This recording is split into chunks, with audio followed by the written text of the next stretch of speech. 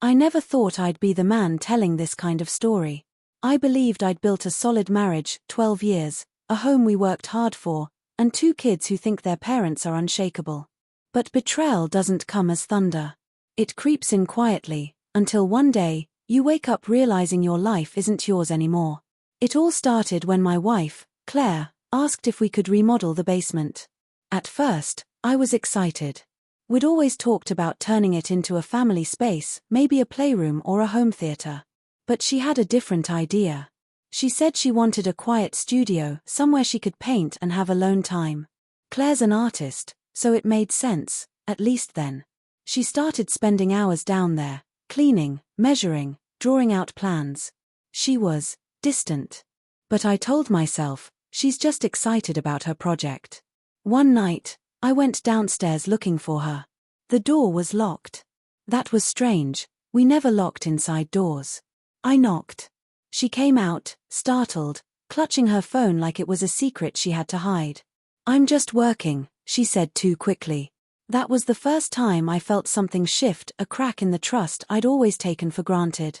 Weeks passed. Claire was different. She guarded her phone, smiled at texts that weren't from me, and seemed more interested in her studio than in us.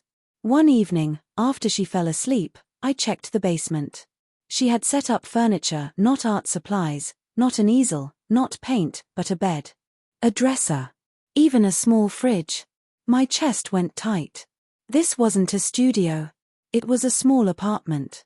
The next day, I tried to play dumb and asked, "Hey, why is there a bed down there?" She didn't even flinch. She smiled, a small, careful smile, and said, "It's for guests. You know my cousin Emily might stay with us next month." But her cousin wasn't moving to town. I knew that. And something in her voice felt rehearsed, like she'd prepared that lie. That's when I decided to look deeper. I found my proof one quiet Tuesday while she was at a gallery meeting. Her laptop was open on the kitchen counter, rare, because she usually kept it locked. I don't know what pushed me, but I opened her messages. There it was. Thread after thread with someone named Ryan. Messages that shattered me in seconds. "I can't wait for us to finally have our own space. He won't suspect a thing, the basement will be ready soon. Once you're here, we'll be free." Ryan wasn't just anyone. He was a man she'd met at an art event months ago. And she wasn't just cheating. She was preparing to move him into our house. I sat there shaking, scrolling through their conversations. She told him she felt trapped in a loveless marriage. That I was comfortable and boring. That she wanted to build a secret place just for them. My hands went numb. My vision blurred. 12 years. Every sacrifice. Every late night working extra hours so we could afford this house. All while she was building a new life right under my feet. But I didn't explode. Not yet. I wanted the truth and I wanted control. Over the next week, I acted normal. I kissed her goodbye, asked about her day, played with our kids. Inside, I was breaking apart, but I was also planning. I quietly met with a lawyer. I gathered every piece of evidence, screenshots, messages, photos of the basement. I found out that because I'd paid for the house before our marriage, it was legally mine. And then I waited. Claire thought she was clever. She told me she needed one full day to set up the basement for Emily. That was the day Ryan was supposed to move in. So I made my move first. While she was gone, I changed the locks. I left a note on the front door, short, cold, and final. "Claire, I know everything. The basement. Ryan. The lies. Your things are packed. Do not come back." Then I took the kids to my sister's house. I didn't want them to see what would happen next. That night, Claire called me 17 times. She begged. She cried. She swore it was just a mistake, that she wasn't really going to do it.